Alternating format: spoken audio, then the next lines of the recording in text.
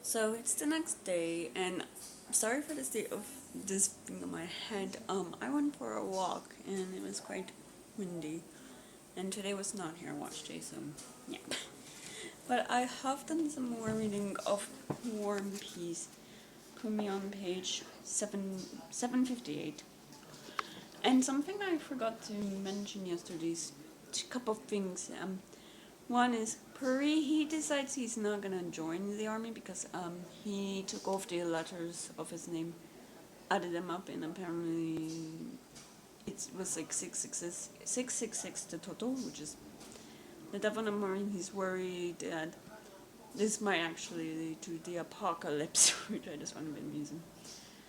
But also, something else that's kind of spoken about, and something we see more in what I just read today, if you heard that, I hit my lens cap, is that the way the social class in Russia is changing due to this invasion by France, and that the higher ups in society were speaking French, and now it's seen as a betray to the motherland, a betray to Russia, a betray to everything. So it's like frowned upon if you're speaking French, and yet for some people it's like a habit that they cannot really break. Like they've always spoken French, so it's like weird. And it's like what I read today. It's like they don't even know how to say the phrase in Russian, which is yeah. And speaking of the social class and really the everyday people, as we see how this is now affecting the people of Russia, as France has invaded them and has taken over their land, and as well the Russians need the hay for the horses and for other reasons, and people are going hungry and people have to flee their homes, and it's all quite scary. And we see how some people are resisting this is because they are afraid of that the French would take them and harm them. And now there is talk of people in Moscow leaving Moscow because Napoleon, who is dreaming of capturing the city, is advancing towards it, and we see how Russia is trying to prevent them from advancing, but also unintentionally allowing it. And sorry, my father started playing something on his phone in the kitchen, and it was a bit loud. My apologies. But I'm advancing, and I don't know. There's a lot of unrest, a lot of fear, and now people who used to praise or look up to sovereign Alexander no longer like him. They think he's vile, he's cool, he's a bunch of horrible things. And he was initially on the battlefronts, but I guess his sergeants, in order to protect him, made him believe that if he goes back to Moscow, it might give people courage. I hear him, so sorry. Courage. They need to just feel content, feel safe, and it doesn't seem that worked. So we see a lot of that, which is quite interesting. And with the characters, with Mara, Princess Mara, is that her father's health is declining, and it seems he no longer likes the French. And I should mention them, Boraine, she is a French woman, and he's pushing her away with his nationalism.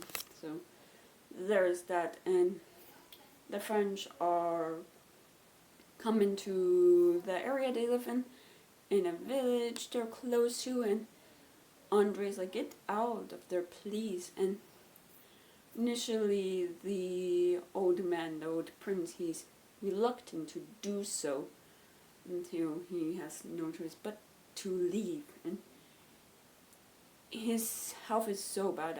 He had an 8th stroke, I think it was, and it's prevented them from going to Moscow, and they're stuck in this village. And we see his health decline even more to the where he's dead. And Princess Mara, she said something. I had tapped it now, I only underlined it, I'm gonna tap it later.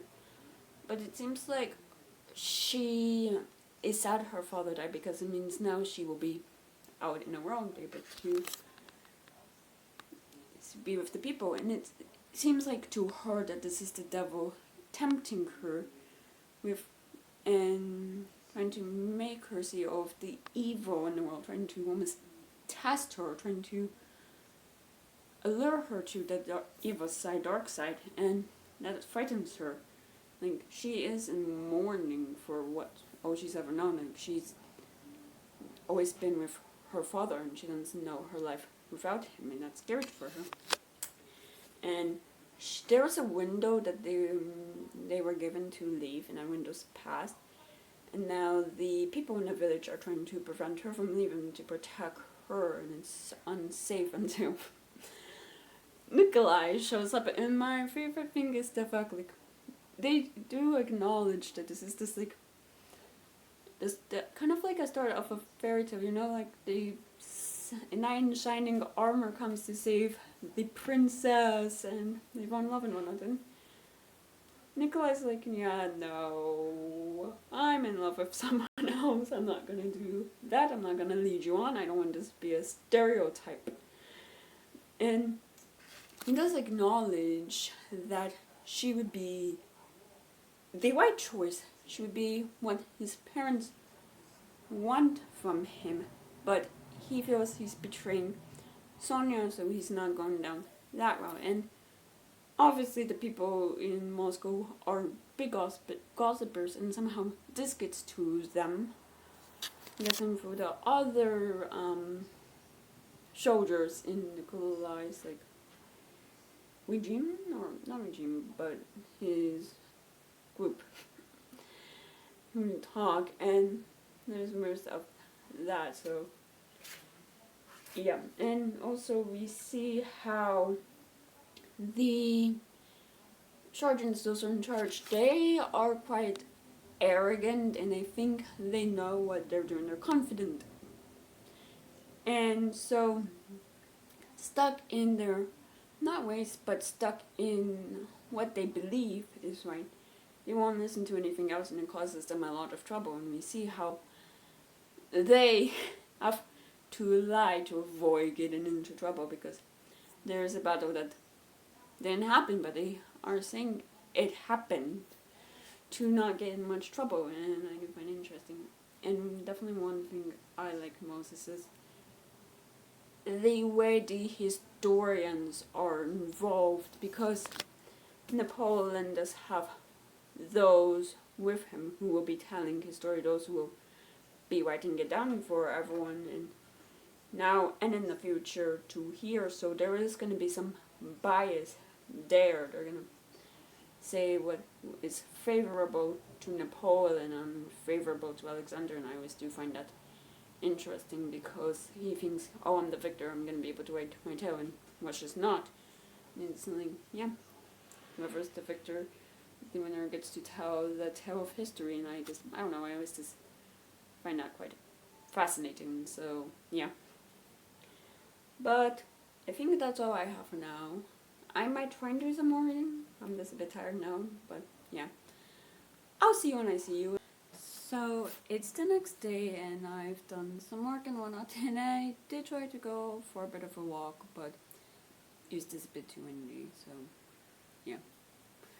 But I did do some more reading of One Piece, which is why I'm here on this. And obviously, I mean, and I'm on page 846, and a lot of interesting things are happening, I would say, and stuff that I always do find interesting. But in order of events of whatever today is that we see Puri join the war, join a regent that's going by, and while the soldiers there, they like to make fun of him, poke fun of him, and kind of have almost accepted him. He isn't everyone's, right? People do look down on him because Puri is someone who's extremely overweight, it seems like, and he is so out of place in his attire and whatnot. And he comes across Prince Andre, and Prince Andre is just acting cold towards him. It's obvious that Prince Andre is just, he's angry, he's absolutely fuming of what has happened, especially to the village he's from, as well to the house where he grew up, to the house his father built. He's just angry, and obviously, and we see a battle where the French troops have to retreat, and there's a question of what caused this retreat. Is it because Napoleon had a cold, so he wasn't involved? Is it something else? And we do get Napoleon's, I guess, perspective on what has happened. I'm gonna put this on, this is heavy. A perspective on what has happened, because he's getting a lot of contradictory reports of what has happened during battle. People, someone saying one thing, someone else is saying another thing, so forth and so forth. So he's not really getting a clear story of what is happening, and I do find that interesting because it's like everyone has their own tales, not own tales, but someone might hear something from someone else and not go to confirm it, or it might have been that this thing occurred, but it's things have changed. So I do find that interesting, seeing the different perspectives, I guess, or different stories he's getting that are causing him some trouble. But yeah, and with Prince Andre, we do see his death. It was confirmed in what I just read a couple pages ago that he died, and he was shot in the stomach, and it's like I think 1812 still. I could be so wrong on that. So obviously, medicine's not advanced as well as they are in war. They are in a battlefield, so the medicine's not really there to deal with that, I'm assuming. And while he's there, he's remembering his childhood and how peaceful it was. Like, he is going back to the time where there's a lot of peace, where he didn't have a lot of worries, where he felt safe, and he now understands what Mara sees in God, and like why he sees God's love for him. And when he's there, he also sees Anton, who has been injured severely as well. And as I said, I think yesterday, Andre wanted to duo Anton for what happened between him and Natasha, but Andre forgives Anton and forgives him before he dies. So that is nice, in fact, to see that he did find some peace when he was in such a lot of pain, I imagine. And we also see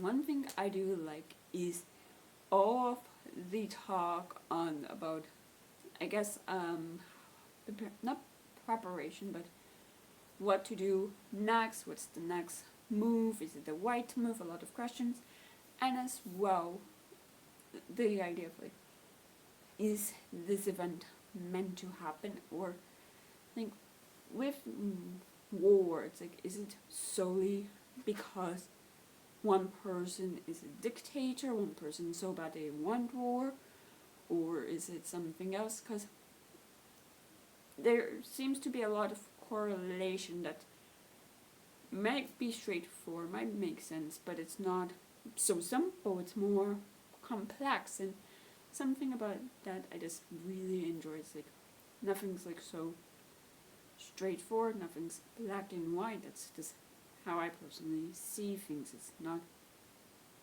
easy, there's multiple factors to consider. And something else that's happening, I have dry skin in my hands, and something else is happening is they fear now that Moscow will fall, that it will burn, because Moscow is a wooden city. It was made out of wood, so. And we have a character, I'm gonna need my book again because I know who it is, but I just don't know how to pronounce it. Westipochin, who he's putting out a lot of contradictory flyers, saying a lot of things that are contradictory, like allowing the church to use icons during war and resenting that permission, so and telling the people of Moscow they're cowards if they flee when it's obviously too late, because a lot of people who are higher in society in Moscow have already left Moscow, and those who are not able to leave have stayed. And it's like people just don't want to be under France's control because they left their country. And it's the way it was phrased, it's just showing a lot of patriotism, nationalism, I guess, towards Russia not wanting to be under the power of this foreign invader, which is again quite interesting. And I'm just enjoying all of the talks of like war, like how things are not so simple. And personally, we do have Helene, Paris' wife.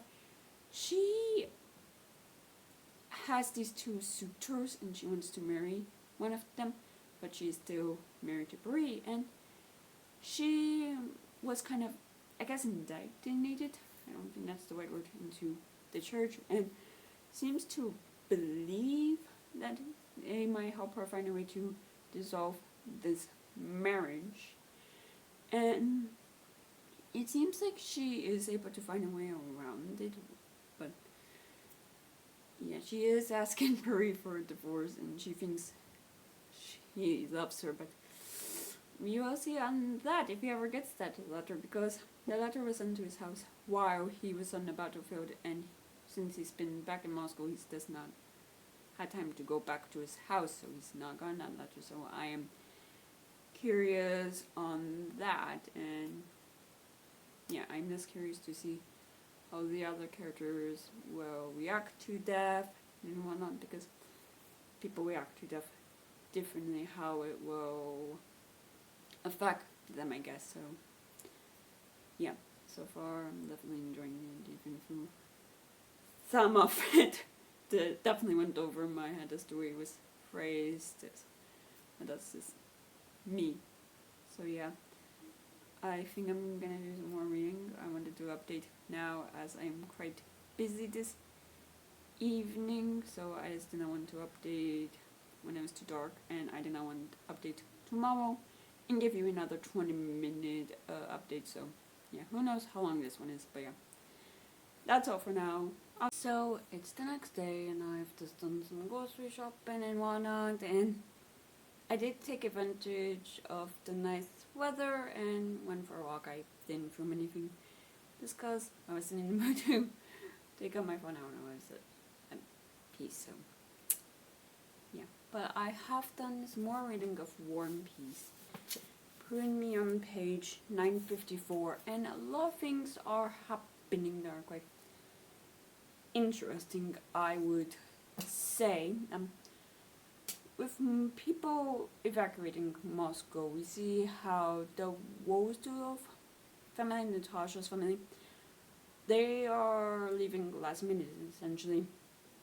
The Count, the father, seems just to be trying to prevent the inevitable, delayed and inevitable, in the fact they do have to leave. And the mother, with her youngest son being stationed in Moscow, doesn't want to leave him, and yet the son is avoiding her and spending a lot of time with his sisters. And we also see Natasha, this new side of her where she is more helpful and doing the preparation. But at the last minute, a lot of injured soldiers come, and they've packed up everything that they think is valuable to them, and the Count had to take it off the cart to make off the carts to make room for the soldiers. And one of the soldiers is Prince Andrei, who I don't know why he was said that he was dead when he was still badly injured, badly wounded, but Natasha doesn't know that, and I'm gonna spend some time on this before I go on it often if I was in different directions. But the Count and Countess did not want her to know because it would disaffect her negatively. Like, they've seen how she was after the engagement was broken off.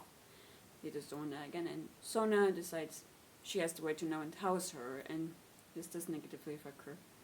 And she does try and see Prince Andre, and I guess with the fact he was badly wounded, he found God, he found forgiveness, and he found that he loves and hates people, and the one he, I guess, loves and hates the most is Natasha, and she goes to him, and he forgives her for what she did, and she spends time with him, trying to take care of him, and we just see as they're living in this village and whatnot. And with Moscow being empty of people and still some people being there, those who were unable to leave, there is some issues with people being at one another. There's a lot of looting, a lot of, I guess, crime and whatnot. And the French have invaded, and Poland seems almost surprised to find that Moscow's practically empty, that Sovereign Alexander's not there or anyone. They're just right in, and we see Moscow, which is a city that was made out of wood, is burning. And we see with Puri, who he's gone in his head, he's gonna kill Napoleon, how he becomes a bit friendly with a French officer, and the French officer's just like doing what he thinks is right and doing what he thinks he should be doing. Like, the French officers all just look up to Napoleon and think he is the best emperor ever. Like, they're all stuck in their bodies, I guess. But Paris, he still does good. Like, he tries to save people and whatnot, and he is caught in a bad situation and is arrested. And because he had a dagger with him, he's considered the worst of the enemy. So, not worse, but someone the guards have to keep a closer eye on. So, we see all of the chaos that is of the city, burning of the city, this being invaded. And something I like is in volume, I finished volume 3 and volume 4, and volume 4 starts with the perspectives of those in Petersburg, how they're still going on in their life. They are getting news from Moscow and how it is affecting them, and it seems like in Petersburg only those who are very high in society are being affected by what is happening with the French. Like, everyone else is going on as normal, and I don't know, I just find that interesting. Like, people are just almost unaware or are pretending to be unaware of what is happening, trying to pretend it is not happening. Yeah. We see them learn of what is happening, and the sovereign meets with a soldier who says the army is still there, the soldiers are still there, and they're just waiting for his command. They want to protect the sovereign, they don't want him coming and join battle, they just want, but they're also trying to prevent themselves from storming down Moscow and participating in its destruction. Like, they're just waiting to see what he says and what orders he gave. So yeah, I'm curious about that. And we do have, but it seems another death in here. At least it's official this time. And that is Helene. She, it seems, married both of the men she was courting, and she was being treated for this illness. Let's see if I can find the name of it. Hold on. That she has, it's something with an A.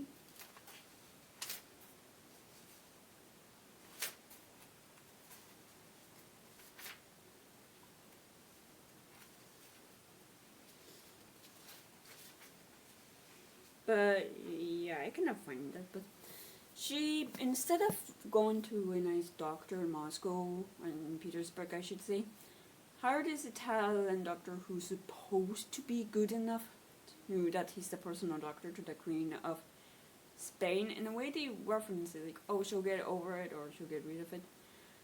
I just couldn't help but think of that she was pregnant and wanted an abortion, but thinking about that wouldn't be possible or wouldn't have crossed her mind because she's apparently a good Christian. I don't know, but maybe she did have some illness and I'm just naive. But she dies, and it's almost, I would say suicide, because the doctor was giving her small doses of this medicine, and learning that Puri hadn't received her letter and she didn't know where he was, took a larger dose that killed her, and her father, Prince Vasily, wanted to blame the doctor, and the doctor gave him notes. So yeah, there's that. And last thing I want to say is Prince Nikolai's weapon. It seems that Mara's aunt wants to matchmake Mara and Nikolai after hearing what happened between the two of them. And Nikolai, he tells an aunt or someone that he doesn't wanna, that he's in love with Sona, and the aunt's like, are you naive? Like, this is what your parents want. Don't be so naive and do what you want. Like, Sona, she's a nice girl, but she's poor. You have to marry someone rich, and because you are worried about your family's financial state. And Nikolai knows that Sona is the right choice when it comes to that. But in his heart, in his mind, Sona's the right choice, because he hangs out with Mara, gets to know her nephew, and yet he cannot picture her as a wife, he cannot picture her as his bride, he cannot picture her as the mother of his children. So there's that. And Mara, she thinks she's in love with him, but she's also in the depths of mourning her father, so she's not exactly thinking clearly, and I am still so curious on where this will go. So yeah, so far I am definitely liking the commentary, like what's happening in Moscow and the chaos there, and as well what's happening in Petersburg, and I guess them getting the news and them being unsure what to do. And there was a quote I liked, if I can find it, because I'm good at underlining, but I'm horrible at finding what I want. But it's like men who are unaware of like their state, or not state, but of their activity and how it will affect history, how it's, if they are aware that they will be part of the story of history, all of their actions is fruitless, or if they try to write themselves into history, it is so fruitless, meaningless. And I just find that interesting and very relatable, especially with what's going on in today's day and age, because oh my word is all I'm gonna say about that. Yeah, I don't really know how much I want to get into politics on this channel, just because it is, but for a lot of people, almost a touchy subject, and sometimes I feel like I don't get a full picture, so yeah, I just don't really want to talk about it here, but I'm definitely left leaning if you were curious. I've definitely have started rambling, but I think that's all for now, so I'll see you when I see you. So it's the next day, and as you saw, I did go out today. There's a tax sale event in town close to mine, and I went to it. Didn't buy anything else, nothing really caught my eye, and yeah, I took advantage of the weather and went for a nice walk. And yeah, I finished up some grocery shopping and whatnot, and of course I have done some reading of War and Peace, and I'm on page 1014, and again, a lot has happened. I'm still enjoying this book, and I guess the ideas that's being explored in this novel. You see with Nikolai, he knows that Mara is the right choice for him and the right choice for what's going on in his family. And he thinks he still owes his family that, and the only thing holding him back is this promise to Sana that he'll marry her. And he prays that something will happen that allows him to break this promise, and that something is a letter from Sana, kind of saying she frees him from this promise. And we see like why she wrote a letter. It's that the Countess and Nikolai's mother has kind of, I don't know, made Sana feel bad for this promise with Nikolai and for holding Nikolai back. Like, she reminds Sana how lucky she is for having taken her in, how grateful she is, how grateful she should be that she was taken in. And Sana, she still thinks she owes this family something for taking her in, and she feels like she cannot afford to be selfish. So she waits, saying she breaks the promise, even though there is nothing formal there. So curious about where that will be. And you see Mara, she learns from Nikolai and Prince Andres with his family, and she goes and Prince Andre, like, he was physically healing, like, he got over a couple of fevers the doctors were worried about, but something had happened a couple of days before Mara showed up where it seems like he's just no longer there, or he no longer cares. He's acting like quite coldly towards Mara, towards Natasha. It seems like he's just waiting to die. Like, he's accepted his fate. He accepted the fact he's gonna die, and it's also like, I guess his body's physically dead because he's extremely thin, extremely weak, but his mind is still on Earth, and he's waiting for his mind to cross into the afterlife. You see him say his goodbyes to Natasha, Mara, his son, and dies. And he dies. Was there something else I wanted to... Oh, I forgot. Pray because he was in the wrong place at the wrong time. Like, he was trying to save a child from a fire.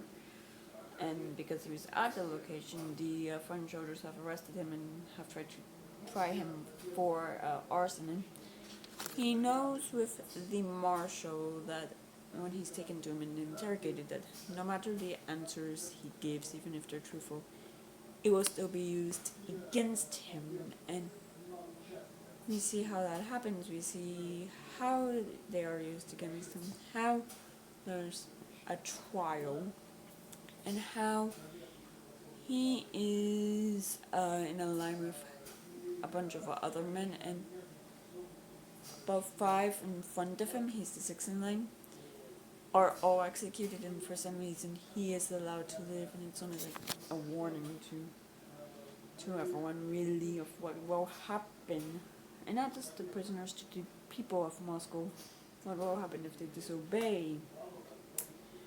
And we see how he's put in this shed, which with a bunch of other men. I don't know if it's like, I don't really know what I would be if I can imagine it, but how he is just being kept a prisoner really for about a month, and how it is changing him, not only physically but with his thoughts. There was something I had just read on page I think 1013 that I liked, and it's like he's kind of, I guess, appreciating what he had, the food, the company, everything that he had, and he is aware that he had what he had because of his education, his wealth, his social status. Like, he was extremely privileged, and he's aware of that, and he's like, he has this peace now where it's like, do I really need that? Like, I'm such at peace. So that I do find interesting. And with the war, we see the Russian soldiers like this make a lot of mistakes and things don't seem to be going well for them. One sergeant, oh god, I can see it. Kostov, he was hesitant to go on offense against the enemy, but Alexander's upset with him because he keeps retreating, allowing the enemy to get more land, and things don't go as planned for the Russians. And with the French, it seems like all of the looting and crime were almost a ploy from Napoleon to be like, I'm the hero, I'm the savior, I'm here, I'll stop the looting and all that stuff. And that doesn't go to plan either, because people are still unhappy because he's also given them fake Russian currency. So, and it seems like they are aware of that. So, yeah, he is trying, I should say, to make changes to Moscow to what he thinks will get people on his side, but it seems like it's just not going well. So, yeah. And so far, I'm liking this a lot. I mean, I still am, considering I'm on page 1014. Like, why do I say that? But still a lot of interesting ideas, and I am still curious on where things will go from here. So yeah, that's all for now. So it's the next day, and it is Sunday, so I have decided to make this vlog a specific War and Peace vlog, and not extended. It might be 2 videos depending on how much footage I have. Yeah. But anyway, I have done some cleaning and whatnot, and I've not been feeling entirely well today. I have been dealing with some stomach issues. I don't know what caused it, but yeah, if you've been on this channel, you know sometimes I just get issues with my stomach. I should probably talk to my doctor about it, but yeah, that's a bit. It's information I don't really share, but yeah. Anyway, before I go from a point, why am I trying to say? Doesn't matter, but I have done some reading of War and Peace. I'm on page 1089. I do plan to do some more reading today because I'm hoping to finish this book tomorrow. Initially, when I had started this book, I was planning to finish it today, but I just wasn't able to, so it is what it is. But so far, a lot has happened, and something I do like is, depending on what side the historians are on, is how the narrative is framed, because we do see, like, with the French, like, kind of being losing, I guess, and being almost running out of Russia back to France, we have a discussion, I guess, of how it was framed through the historians on the French side and the historians on the Russian side. How the French side is, and which is like the side a lot of people in history know, or would be more aware of, I guess, is more favorable to France and trying to paint the French armed soldiers in a better light. I mean, it's almost like the historians, they're trying to tell a story, of course, but instead of the full facts, they try to write a story that's beautiful, that's, I guess, almost romanticizes what happens instead of the cold, hard facts, because they know, I guess, that no one's gonna want to read the facts. They will want to read a narrative that's compelling, and I do find that discussion interesting, because the facts we have of, like, what has happened in history, all of that is told through a certain viewpoint, like not even the historians are, they're not without their own bias, their own opinion in the way they write history. They know they have control over that narrative and that they can tell their own opinion and it will be widespread. So I did find that interesting. And yeah, and plot-wise, Peta, who joined the army when he was like 16, he is sent to another region, or not region, but another group of soldiers run by Dansov, who was Nikolai's friend, and Dansov knows Peta and wants to protect him, wants to take him under his wing and whatnot. And Peta, he is young, he's not impressionable, but he wants to impress his superiors. And we also have Dookilf, definitely mispronounced that name, who was interested in Sona all those years ago and who Nikolai paid a large sum of money to. He's also there, and Peter wants to impress both of them really, and he does something that really wasn't, like, he didn't get permission to do it, and to deal with the French, and he ended up with a bullet in his head. And we see how that affects his family, and as both Natasha and Marwa are mourning, and Andre might got it. And Marwa, she seems to not get over it sooner, but she seems to be wanting to move on with her life sooner, or she has this duty to think of the next steps for her nephew, who she has now become the sole guardian of. And she has to decide, is it safe to go back to Moscow, should I, and whatnot. And Natasha, she's again deteriorating. It doesn't seem it's as bad as when she and Andre, and that whole engagement broke off. But she is pushing people away, wanting to be alone, is in the depths of mourning, and it got to a point where she's not taking care of herself.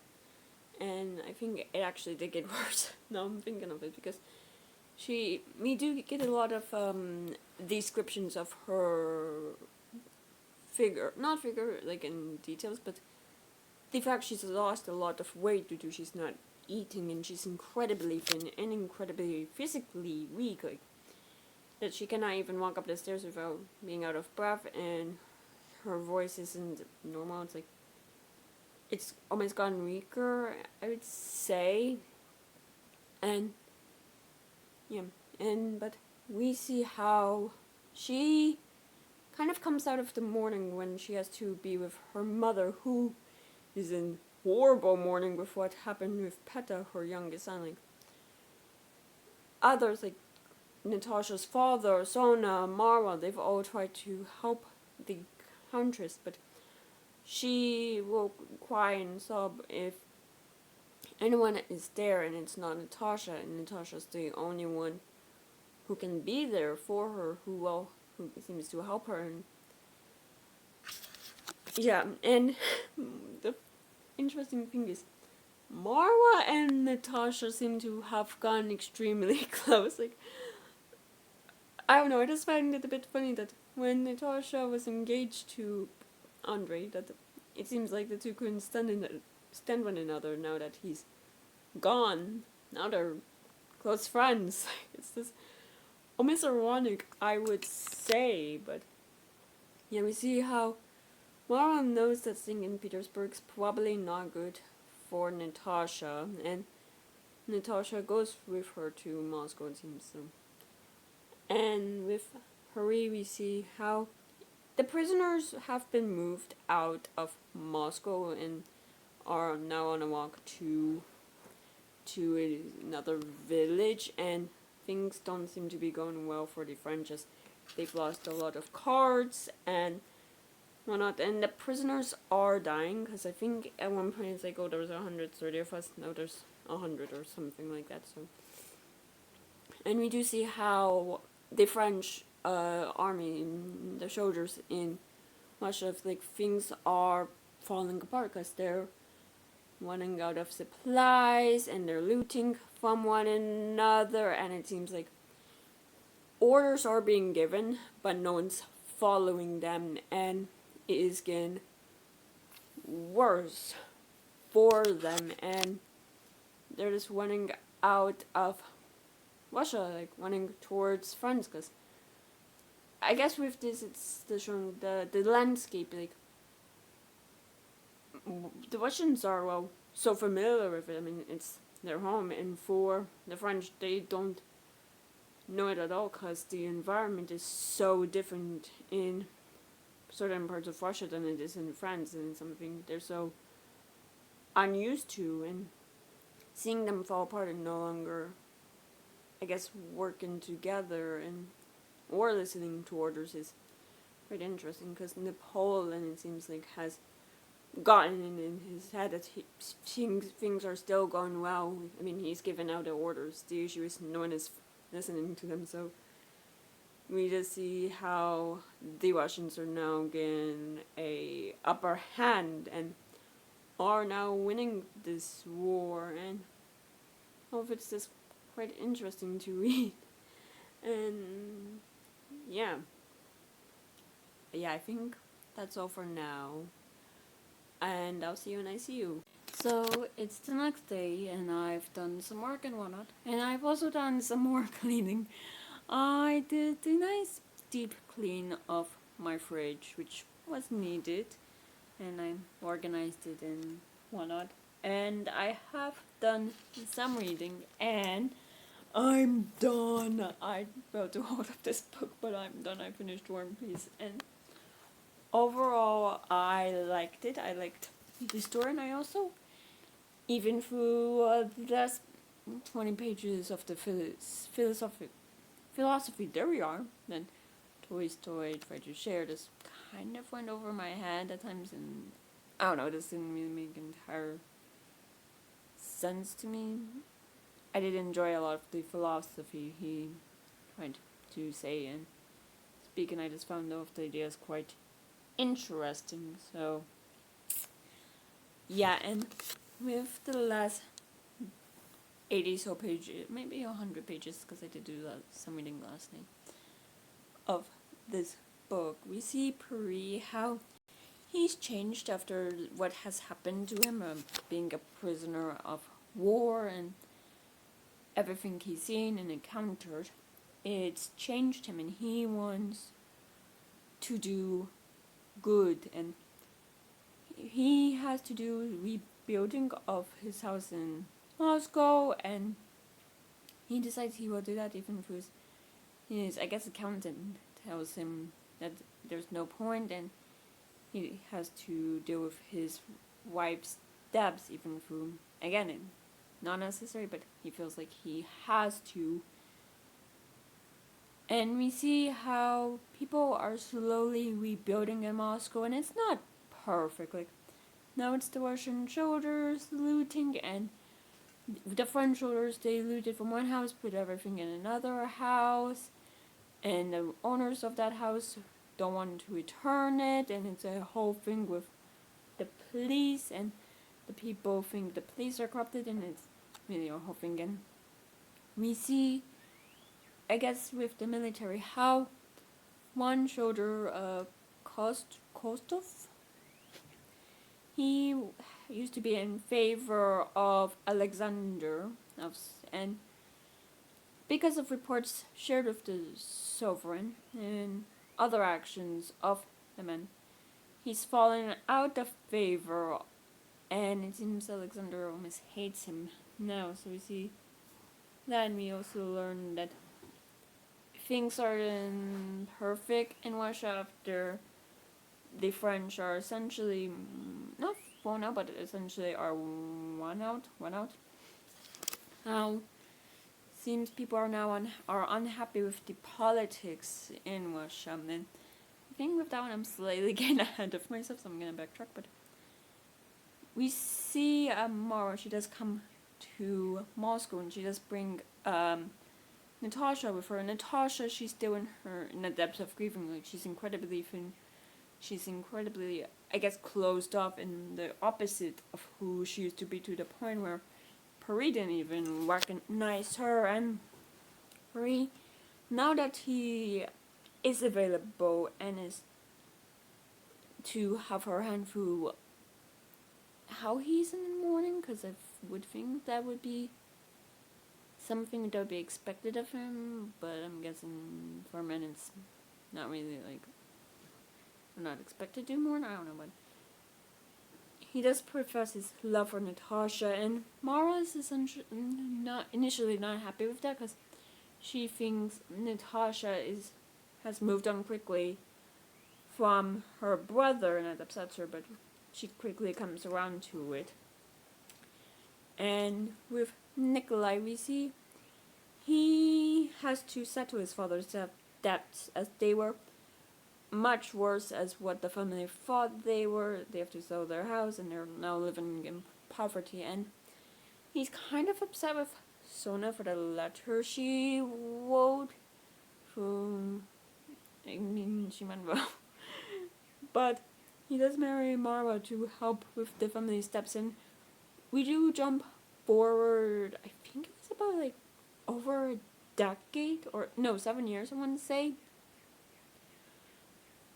And Nikolai, he's taken up to become a farmer, and he's kind of obsessed with being in the field, and he just wants to save enough money so his children don't have to worry about the financial state of their family like he had to. He wants to make a better life for his children.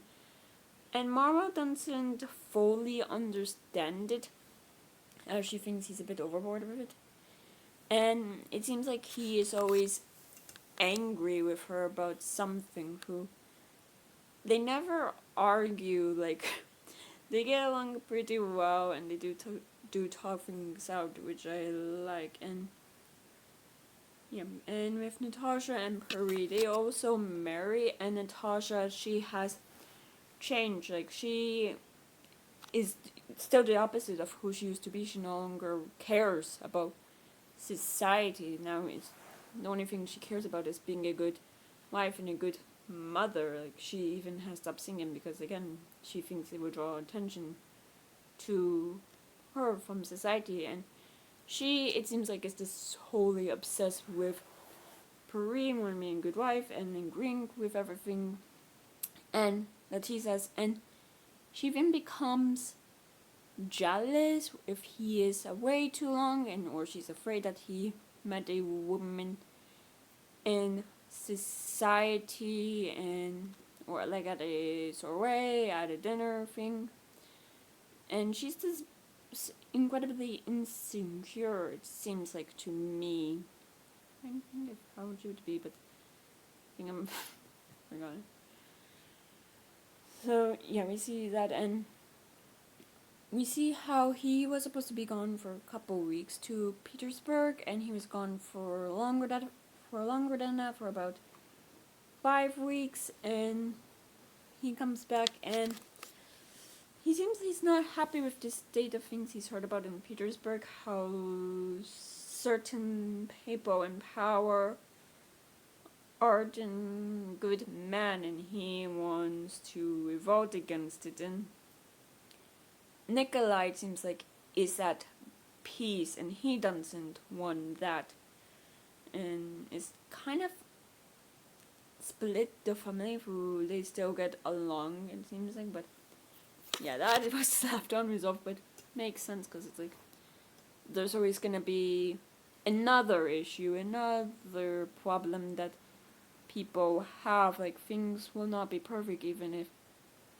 I guess, for the moment they do have peace, or an version of peace, where they just don't have to think about, I guess, the politics of the country, not that, but of how things are being won and their opinions of it, and I do like that. And something else I did like in this last bit is Mara is still raising her nephew, and he seems to be closer to Peri than to Nikolai, who is his uncle. And it's just the way he views things, like with what Peri went through during the when the French were in Russia, and what he's doing now versus and really what he represents, who is someone who just wants freedom, while Nikolai represents something different, and Nikolenko's had some. I do find that interesting. In the last bit of the last 10 of the maybe last 20 pages, oh my god. It was this story trying to say, like, why people do what they do, what causes them to do what they do. Is there a reason behind it?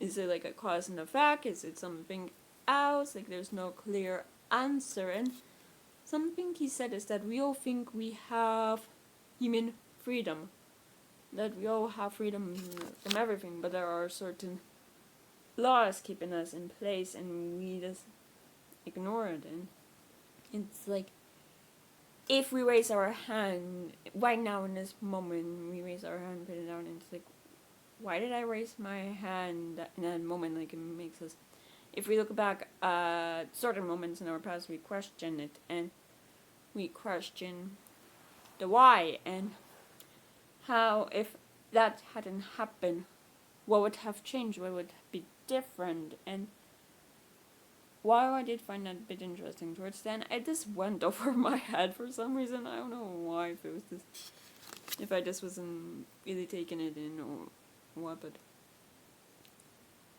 yeah. And another piece of philosophy I did like was the successes Napoleon had, and the success that the Russians had over the French was all chance. Like, it's a game of chance life, it seems like, of who wins, who loses, who's the victor, who's not. So yeah, overall I liked it, and I'm giving it 4 stars. And with that is also the end of this video. I don't even want to know how long this video is, because bear in mind it might be in 2 parts. So yeah. Yeah, I think that's all for now. And so if you enjoyed this video, please give it a thumbs up. Leave a comment below telling me if you've read One Piece, what you think of it. If you want to, please subscribe to this channel. And if you want to follow me on any social media, then all those things are in the down bar below. I'll see you guys next time I post a video.